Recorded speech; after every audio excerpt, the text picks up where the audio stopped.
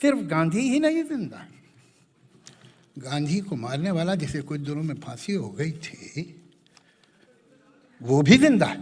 Sardar Patel who was the colleague of Nehru and home minister of his cabinet and the man, the very minister who banned RSS, but करे क्या है नहीं कोई।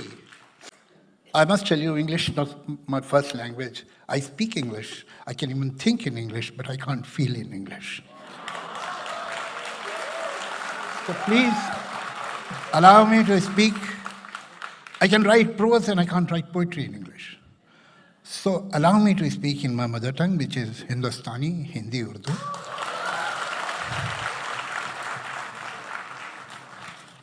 ये अभी हम 2 मिनट पहले खामोश हुए थे। 1948 में यही वक्त था जब एक 80 साल का बूढ़ा एक मैदान पार कर रहा था सहारा लेके लोगों का, और एक आदमी ने उस बूढ़े आदमी के कमजोर से जिस्म में 3 गोलियां उतार दी। ये जो आदमी था, इसको इस बूढ़े आदमी से नफरत थी क्या? इस कमजोर से जिस्म से, 80 साल पुराने जिस्म से नफरत थी क्या? वो उसे मारना चाहता था या कुछ और मारना चाहता था?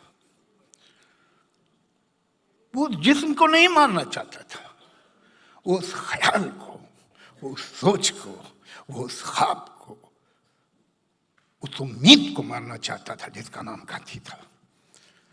लेकिन अरमान और ख्वाब और उम्मीद, उसूल और सच्चाइयां गोलियों से नहीं मरते।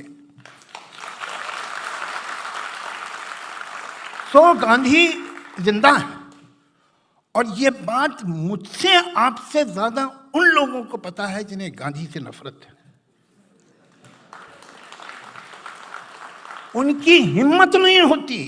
वो गांधी जिसका इन्होंने कत्ल करवाया, वो गांधी जिसके हर आदर्श, हर उसूल के ये खिलाफ है कि उसकी बुराई कर सके, अभी भी उन्हें राजघाट पे हाथ जोड़ के खड़ा होना पड़ता है। ये वो चूहे हैं जो गांधी के पैर आहिस्ता आहिस्ता काट रहे हैं और उम्मीद कर रहे हैं कि 200-300 साल में इस बुत का कद कम कर लेंगे। ऐसे होने वाला नहीं है। इसलिए कि वो गांधी किसी दिल में कम, किसी दिल में ज्यादा, किसी सोच में कम, किसी सोच में ज्यादा, हर हिंदुस्तानी में जिंदा है। लेकिन आपको एक बात बताऊं, सिर्फ गांधी ही नहीं जिंदा, गांधी को मारने वाला जिसे कुछ दिनों में फांसी हो गई थी वो भी जिंदा है। इसलिए कि वो भी एक ख्याल था, वो भी एक विचारधारा था, वो सिर्फ एक आदमी नहीं था। एक आदमी ने गोली नहीं मारी थी, एक विचारधारा ने, एक ख्याल ने, एक सोशियो पॉलिटिकल आइडियोलॉजी ने गोली मारी थी, और वो भी जिंदा है।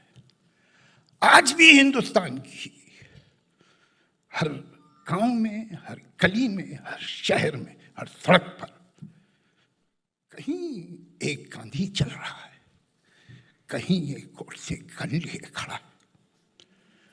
वो कत्ल हो रहा है, होता रहता है, लेकिन गोडसे की गोलियां नहीं खत्म होती है और गांधी की जिंदगी नहीं खत्म होती।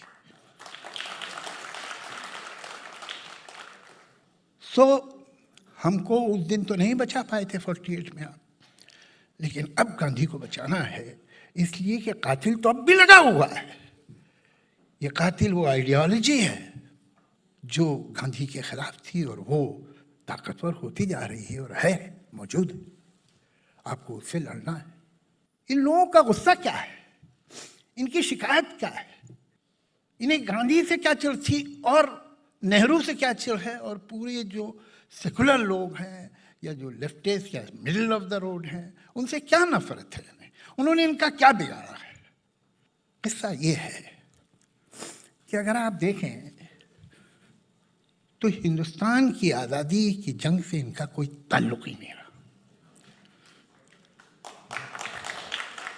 इनको इंडियन फ्रीडम मूवमेंट के लिए they have to borrow heroes even from Congress.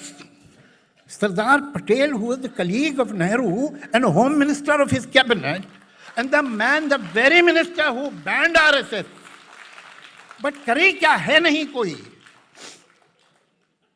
Now they are trying to steal Bhagat Singh, who was a hardcore Marxist. इनका हिंदुस्तान की आज़ादी से कोई संबंध ही नहीं था, कि उस जंग से कोई संबंध ही एक था, वो बताता हूँ आपको. बात यह है कि अगर आप इनकी हिस्ट्री देखें, 1905 की महासभा, 1925 की आरएसएस, 1906 की या 1905 की मुस्लिम लीग, इनमें बड़ी खूबियाँ. मुस्लिम लीग गांधी से नफरत करती थी और आरएसएस और महासभा गांधी से नफरत करते थे. तो बड़े हमख्याल लोग थे ये. इनकी विचारधारा तकरीबन एक ही थी. क्विट इंडिया मूवमेंट को मुस्लिम लीग ने कहा था कि no member of Muslim League should join quit India movement. और यही बात गुरु गोलवालकर ने आरएसएस के लोगों को कही थी. These two people were collaborators of Britishers. Fact यह है कि जिन्ना साहब तो चले गए थे यहाँ से, 7 बरस तो ये लंदन में रहे, वहाँ वकील बन गए वापस जाके. इसलिए कि कुछ बहुत एम्बिशियस लोग होते हैं. जो एम्बिशियस लोग होते हैं, when they cannot become God, they are left with only one choice, that they become कितने ही.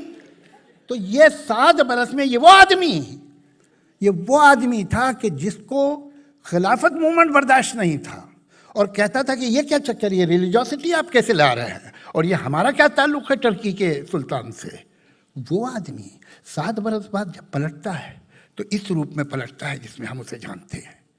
एक दूसरा आदमी जो अंडमान में बंद है और मर्सी पिटीशन करता रहता है और कहता हुजूर कुछ भी हो हर कीमत पे मुझे छोड़ दीजिए, और जब उसे छोड़ा जाता है तो वह आके हिंदुत्व वर्ड देता है. ये कॉइन किया हुआ वर्ड उसका है. और ये इत्तेफाक नहीं है कि वो लोग जो अलग थे फ्रीडम मूवमेंट से वो फिर वापस इंपोर्ट हुए और वापस आए और किसी दूसरे अवतार में आए. अब हुआ ये कि ये भी अंग्रेज की मदद कर रहे थे, वो भी अंग्रेज की मदद कर रहे थे. जिन्ना को तो इतना बड़ा टुकड़ा निकाल के दे दिया गया, उसको तो इनाम मिल गया वफादारी का. ये बेचारे रह गए, इनको कुछ नहीं मिला. गांधी और नेहरू ने कुछ लेने ही नहीं दिया इन्हें. ये गुस्सा आज तक इनमें है कि हमने इतनी वफादारी की थी अंग्रेज की, सब कुछ तो करके दिया था, हर कदम पे हमने अड़चन लगाई थी फ्रीडम मूवमेंट में. देखो उसको तो इनाम दे दिया गया, हम रह गए, हमें तो मिलना चाहिए. और यही गुस्सा इन्हें जिंदा रखे. ये जो सेकुलर लोग होते हैं उन्हें सिक्युलर कहते हैं और उन्हें मिकॉले के बेटे कहते हैं. अरे भाई, मिकॉले का बेटा तो वो होगा जो टू नेशन थ्योरी पे बिलीव करेगा. मिकॉले का बेटा तो वो होगा जो मानेगा कि हिंदू और मुसलमान 2 अलग नेशंस हैं. तो मिकॉले के बेटे तुम हो कि हम हैं? ये तो तुम मानते हो और मुस्लिम लीग मानती है, पाकिस्तान मानता है. तुम्हारे और पाकिस्तान के जो वर्स्ट थिंकर्स हैं उनमें क्या डिफरेंस है? तुम वही हो. एक गलती क्या है उनकी कि वो ये नहीं जानते, हिंदुस्तानी को समझते नहीं ठीक से.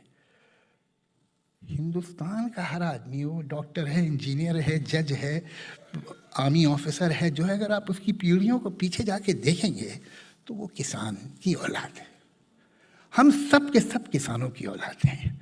8 जनरेशन होंगी, 10 जनरेशन ढूंढ लेंगे, किसान ही मिलेगा.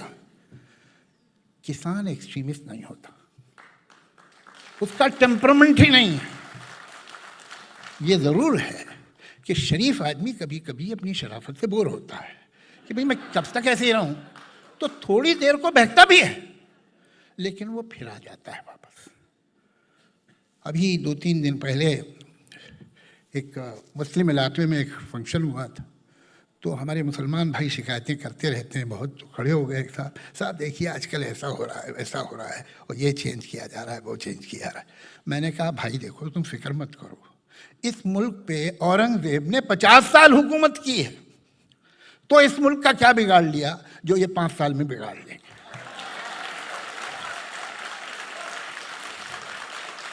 ये रहने वाले नहीं हैं। I am sticking my neck out, they are going to lose, I am telling you. ये होने वाला नहीं है। लेकिन अभी ये मत सोचो कि कौन जीतेगा, वो तय हो चुका है। सवाल ये है कि जब ये हारेंगे तो क्या होगा? क्या आप फिर वही सेकुलरिज्म आएंगे जो पिछले 70 साल से आप लाए हुए थे, जिसकी वजह से ये लोग आ गए? या इस बार आपका सेकुलरिज्म सचमुच सेकुलरिज्म होगा?